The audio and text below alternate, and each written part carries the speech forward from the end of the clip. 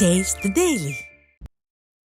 திருவண்ணாமலை மாவட்டம் ஆரணி டவுன் அருகே மாநில விவசாய சங்கத்தினர் மத்திய அரசு வழங்கிய 100 நாள் பணிக்கான ஊதிய தொகையை மாநில அரசு கொள்ளையடித்ததாக கூறி கண்டன ஆர்ப்பாட்டம் நடத்தினர்.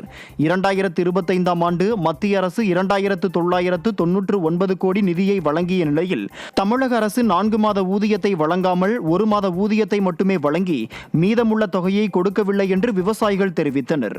போராட்டத்தில் ஈடுபட்ட விவசாயிகள் ஸ்டாலின் அரசு மீது மத்திய அரசு உரிய நடவடிக்கை எடுக்க வேண்டும் என்றும் கோரிக்கை முன்வைத்தனர்.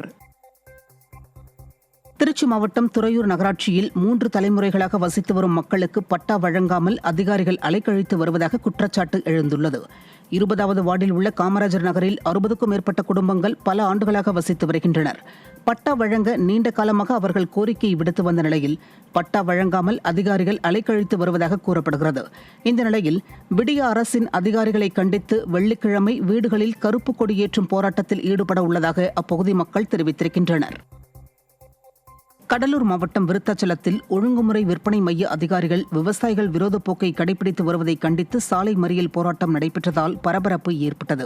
விருத்தாச்சலம் ஒழுங்குமுறை விற்பனை கூடத்திற்கு நாள்தோறும் பல்வேறு உணவுப் பொருட்கள் கொண்டுவரப்படும் நிலையில் அதனை வரவு வைத்து ரசீது கொடுக்காமல் அதிகாரிகள் அலட்சியம் காட்டி வருவதாக விவசாயிகள் புகார் தெரிவிக்கின்றனர்.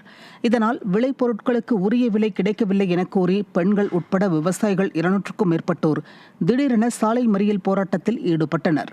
விடிய ஆட்சி மட்டுமல்ல, அரசு அதிகாரிகளும் விவசாயிகளை வஞ்சித்து வருவதாக குற்றம் சாட்டப்படுகிறது.